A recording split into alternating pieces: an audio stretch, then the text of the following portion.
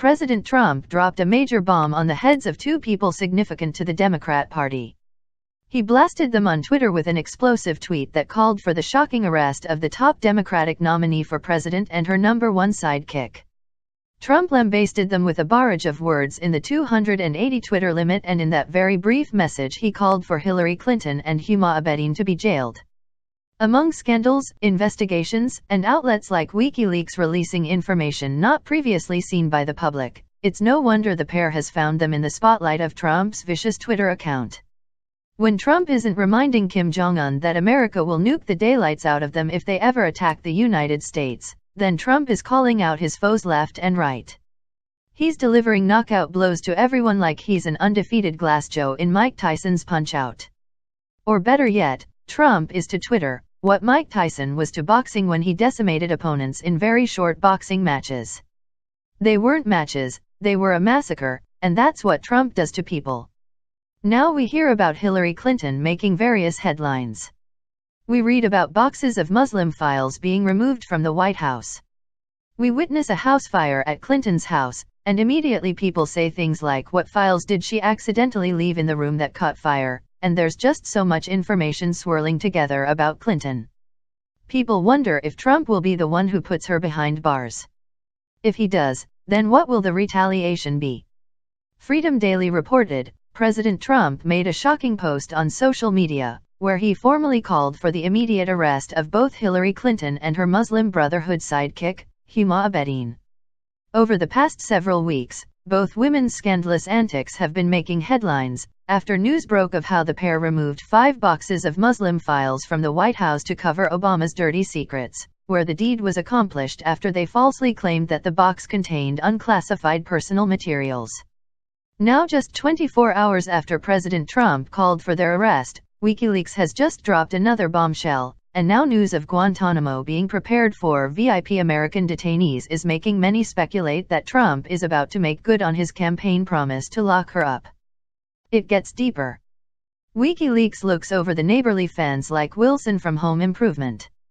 They whispered over the fence about some more damning information that could put another dent in her career. The Gateway pundit stopped by to expose the New York Times for collusion with Hillary Clinton in a scathing attempt to conceal scandals. This was done by allegedly notifying Clinton of the stories they would run in advance, that way Clinton could prepare her response if a spin was needed. Gateway pundit reported, WikiLeaks revealed in a midnight tweet late Saturday into Sunday that a New York Times reporter used to email the State Department giving them updates on stories they would be running several days in advance. Hillary Clinton was Secretary of State at the time. This would give her State Department enough time to distract or put a spin on the new revelations. Email shows New York Times handed over Cablegate's publication schedule to the U.S. government, without telling at WikiLeaks, giving the State Department, then headed by Hillary Clinton, up to 9 days in advance to spin the revelations or create diversions, WikiLeaks tweeted. WikiLeaks is the one guy at school who just didn't care. They called it as they saw it, unafraid of consequences, and brave enough to say it like it is. Tom Fitton is also like that. He's the president of Judicial Watch. He made a strong statement against Hillary and Huma Abedin. We already know the Obama State Department let Hillary Clinton steal and then delete her government emails, which included classified information. But these new records show that was only part of the scandal. These new documents show the Obama State Department had a deal with Hillary Clinton to hide her calls logs and schedules, which would be contrary to FOIA and other laws. When are the American people going to get an honest investigation of the Clinton crimes? He's calling for a more honest investigation. Although, with that house fire that just happened in the Clinton compound, then it's easy to wonder if that fire was set on purpose and information destroyed. Then again, it doesn't make sense to destroy information in their own home. They could have something destroyed without a trace if they wanted to do so. It's Hillary, she can pull those things off, and people know this. Maybe the fact that they see this is why so many investigators are hesitant to truly find anything. Are investigators scared to crack open a hard shell full of evidence? Let's bring in the Republican Congressman Ron DeSantis from the great state of Florida. He's a member of House Judiciary Committee and House Oversight and Government Reform Committee. Good morning to you, Congressman. Good morning. You want to give the folks down in Florida something to talk about. Tell us your big announcement. Well, as you remember, a few weeks ago, the president tweeted support for me as a candidate for governor of Florida. So today we're going to be filing the paperwork to begin that effort. And as somebody who's a military officer, Iraq veteran, a proven conservative, and then with the support of the president, I'm in a position to exercise the leadership that can build on the great work that Governor Rick Scott has done to advance economic opportunity, reform education, and drain the swamp in Tallahassee, which needs to be drained just like Washington. And people can go to my website at rondesantis.com if they want to take a look.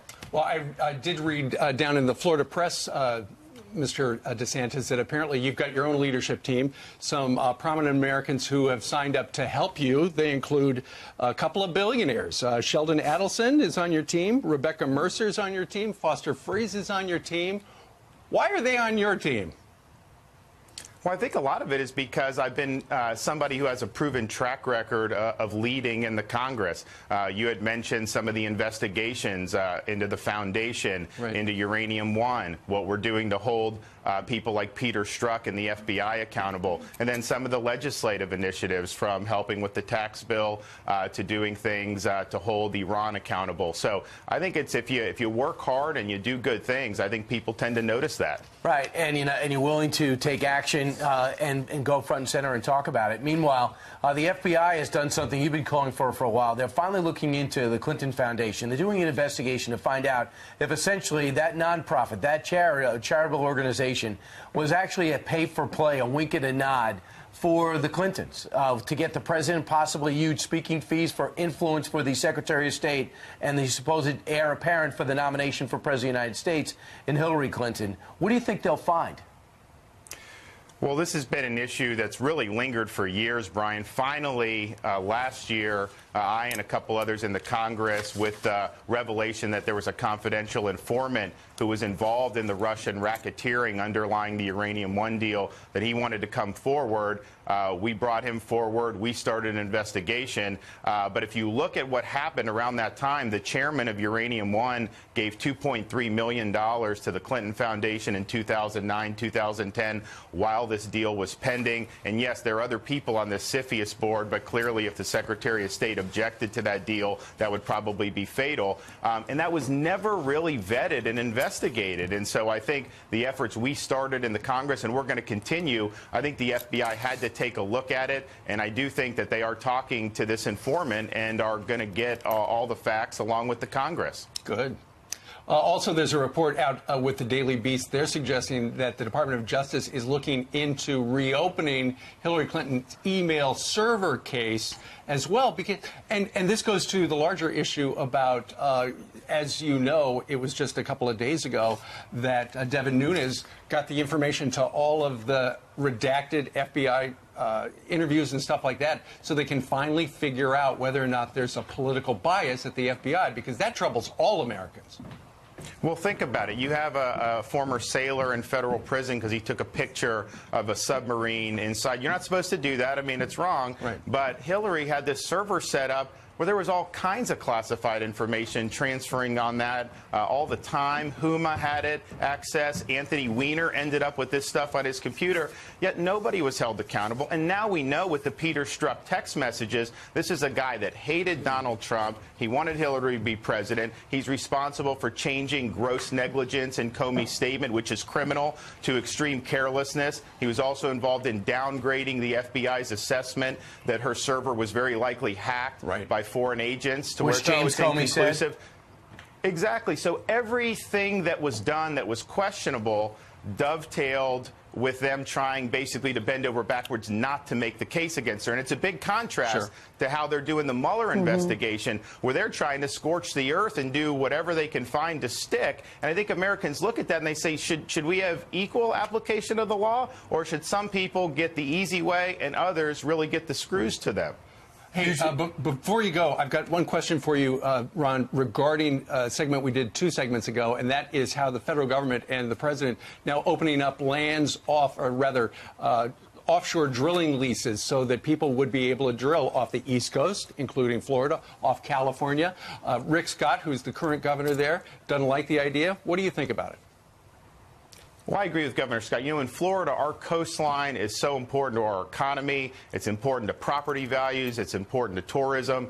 And we need to protect our coastline. I am for energy exploration. I was for ANWR. And if there's other states that have different calculations and they want to do offshore, that's fine. But I'm going to be fighting with Governor Scott to protect Florida's coastlines. And you know what? I think this is just a draft proposal. And I think that the White House will ultimately be with us. And I think we will be able to work it out so that Florida's beaches are protected. Okay. Steve, we want to make sure you're coming down and still enjoying your time in Florida. But he also talks about energy independence, right? So. Yeah. Well, I think we can do that. I mean, if you look at the Permian Basin, gas is look pretty at the cheap right Bakken, now. look at the ANWR, look at some other states that may want to do offshore. They may not be as sensitive as Florida is, but I think we've had a long history of wanting to have protections for our coastline, and guys like me are going to fight to continue that, and I think we'll get that done. All right. Well, Congressman, thank you first for serving our country. Thanks also for serving in Washington. Could become the next governor of Florida. He announced this morning he's going to be running because Rick Scott has served 2 consecutive terms, so he has to step down. We wish you all the best. Thanks, guys. Thank you.